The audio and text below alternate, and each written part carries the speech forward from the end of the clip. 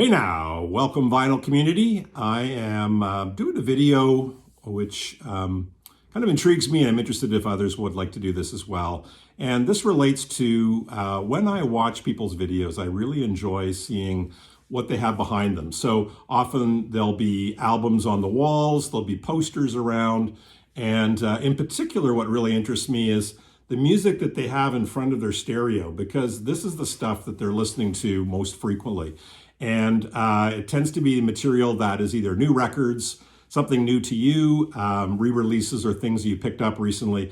But what intrigues me about this is that at least for me, these are albums that I want to listen to a few times. They're kind of on frequent rotation, let's put it that way.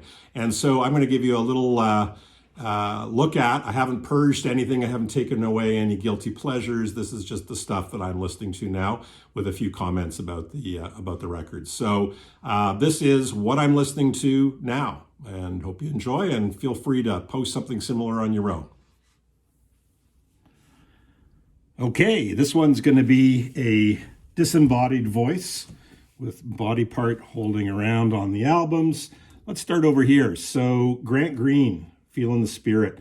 This one, beautiful production, a Tone Poet release. Really enjoy that.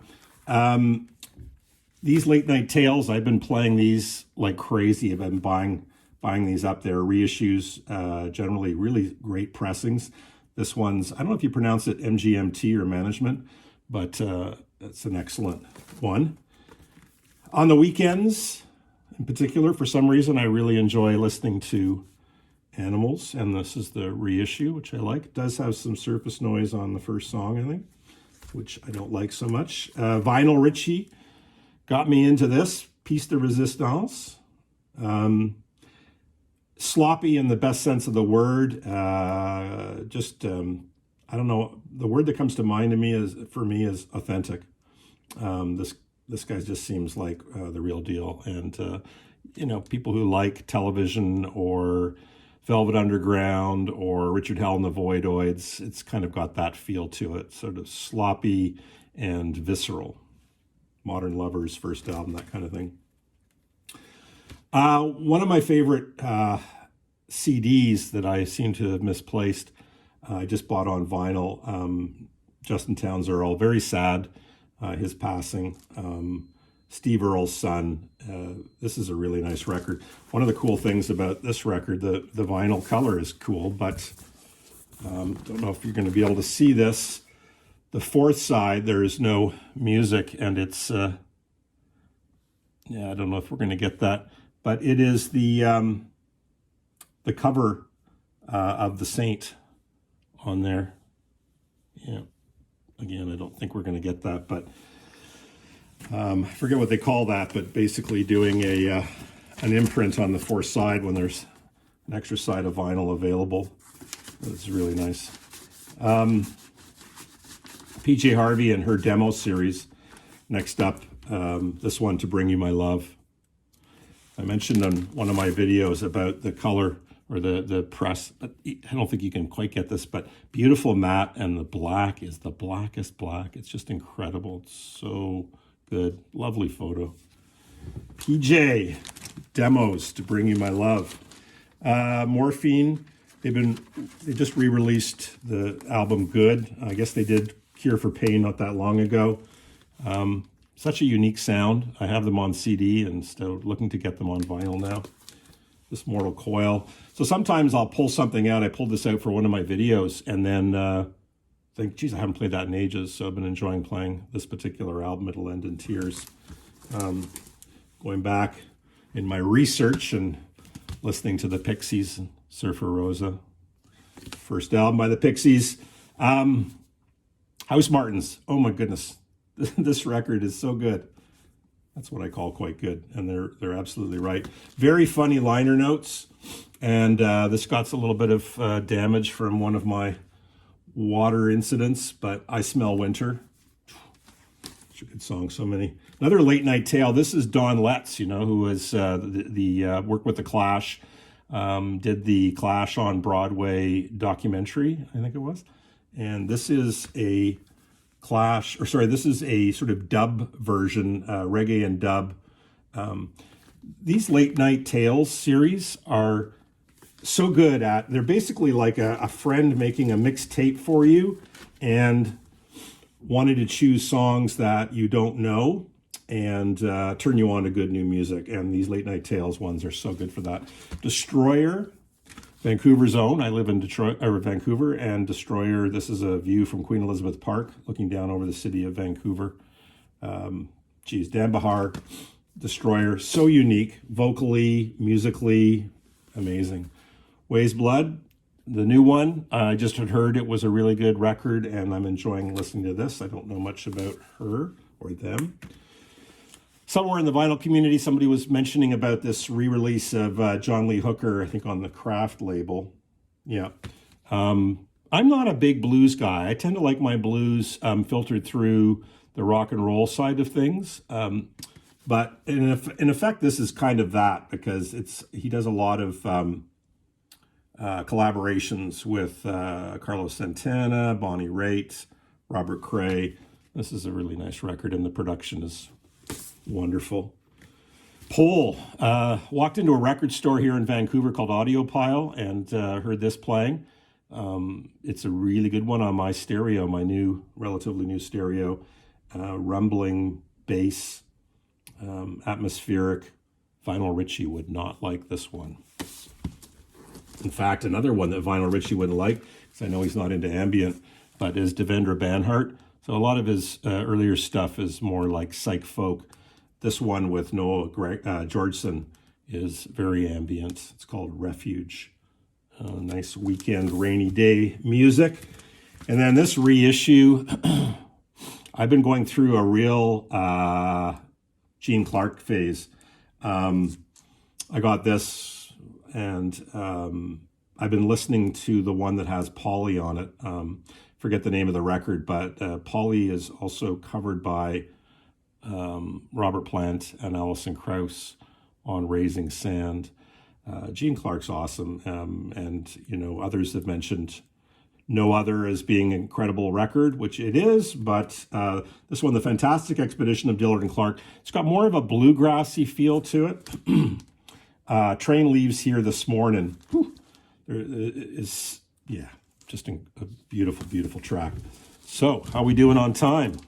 6 minutes. Okay, I probably lost half my audience, but there you go. Next up, the new Wilco. Lost Mick Tapes was talking about this one, and I would agree with him. I think he had mentioned that first listening to this was maybe a little disappointing. It feels more straight ahead and less experimental and esoteric than some of their other albums, but it really grows on you. And then I saw them on this tour, and they played quite a bit from this, and I really got it, and it's in my bones now. This one from a couple of years ago, Lady Blackbird. Some really nice late night soul jazz music. The album's called Black Acid Soul. Nice voice. Fix It. She, I guess, samples Peace by Bill Evans, and it goes really well with her vocals over top. Really nice sounding record. Nice one if you've got friends over and you don't want something to really dominate the room. And I bet you'll have a few people come up to you and say, "Who is this?" I got the reissue of Jerry Garcia's record. It's just this, I think it was his first solo, self-titled. Very nice. Gold vinyl. I had forgotten how wonderful this sounds. The production is exquisite. And on here are many things that ended up being, part of the Grateful Dead's catalog, what they would play live. So, The Wheel, Sugary, To Lay Me Down. It's great sounding record, and wonderful tunes. I mentioned this on one of my other videos. Graham Kirkland, drummer out of Toronto. It's really good. And Yola Tango. Again, these are ones that I pulled out recently for some of my segments and then started listening to. This one, Mazzy had recommended. Still having a hard time getting into this, but Mazzy, your recommendations carry a lot of weight, and I am a big David Sylvian fan. I wasn't really a Japan fan, but I really like David Sylvian, so I'm continuing to play this and enjoying it more every time. This is a reissue that I hadn't heard of. Songs of Innocence and Experience. What a great way to describe Marianne Faithfull. When you think about her early stuff and the Innocence, and then, of course, famously Broken English and late career stuff where songs like Why'd You Do It and The Ballad of Lucy Jordan is, wow, just fraught with harrowing stories and, let's just say, experience smacking you upside the head. Nice little essay on Marianne Faithfull and her career. And it's a 2-record set. It's got stuff from Broken English, all the way back to As Tears Go By. Somebody that I will at some point do a feature on, but this guy's from Welland, Ontario, Canadian guy, Daniel Romano. First heard of him when he did a reimagining of Bob Dylan's Infidels as if it was recorded by Dylan with the Plugs. So the background on that very briefly is that he appeared on Letterman, did 3 songs with an LA punk band called the Plugs, and completely redid those songs with kind of a punk feel. And Daniel Romano did the whole album with his band, The Outfit, to say this is what it might sound like. It might have sounded like if Dylan had gone in the studio with the Plugs and recorded that. Daniel Romano put out like 10 records in 2020 during the pandemic. He's super prolific. He does country music. He does progressive music. He does 70s like yacht rock, concept albums. He just incredible. And the quality is really good on all of them. So he just reissued a couple records, this one, Archives Volume 6. So these are sort of limited runs, and they come out of the You've Changed Records label out of Canada. This one here, Forever Loves Fool, other one which is really good. Another Late Night Tale. This one was probably the first one that I listened to, so Air. So for those of you that are not familiar with Late Night Tales, these are compilations. The theme is around music for late at night. So maybe you come home at the end of a night at a club or something like that, and you're listening to this music. So this has got, for example, Sabbath's Planet Caravan, which is just a delicious, quiet, little bit menacing song. The Cure's All Cats Are Gray, I Shall Be Released by the Band, Cat Power, Metal Heart, Minnie Riperton, Lovin' You, Lee Hazelwood, My Autumn's Done Come. Extremely diverse and but always successful at creating an atmosphere or a mood, again, around the late night theme. And often I get albums by artists that I'm first introduced to through these Late Night Tales. Floating Points, Late Night Tales, super stuff. Band that I've always really enjoyed, Cinematic Orchestra, very appropriate for a Late Night Tales release. Nick Cave, been enjoying Nick Cave in particular, going through a renaissance of Nick Cave releases over the last couple of years. Got to see him on this tour with Warren Ellis. I also went to see him do his Red Right Hand spoken word show. It was out in New Westminster, 3-4 years ago. Just went on a whim, and it was one of the most memorable experiences where he took questions from the audience, much as he does on his blog. And people asked him questions, and he would reflect on the questions and give his thoughts on it. And then he would sit down at the piano and play a song. It was really cool. But Carnage, really just starting to dive into this record. First wasn't really that keen about it, and it's starting to really grow on me. Like all great albums and great artists, your first impression will likely not be the same as your, subsequent impression. Somebody that I've just recently gotten turned on to is Beverly Copeland, Beverly Glenn Copeland. I think a trans woman. I'm not sure if I'm doing that justice, but keyboard player. This is called Keyboard Fantasies. Hard to describe, just really lovely piano and vocals. Also good weekend music. I think my list of stuff would be quite different in the summer, but here in the Pacific Northwest, lots of rain. The music certainly is in line with that. Burrito Brothers, a recent release on the Intervention record label. I'm really enjoying the pressings that Intervention is doing. They did the Dillard and Clark and this one as well. Flat, quiet vinyl, and revisiting this one, The Gilded Palace of Sin with Graham Parsons. And two more. Mazzy got me turned on to these Sam Records releases, I think originally on the Barclay label. Chet Baker, there's like volume 1, volume 2. So these are French pressings, I believe. Really nice sounding records, nice insert picture, and yeah, the inimitable tone and mood that Chet Baker can create. And speaking of mood, this record, wow, what a revelation.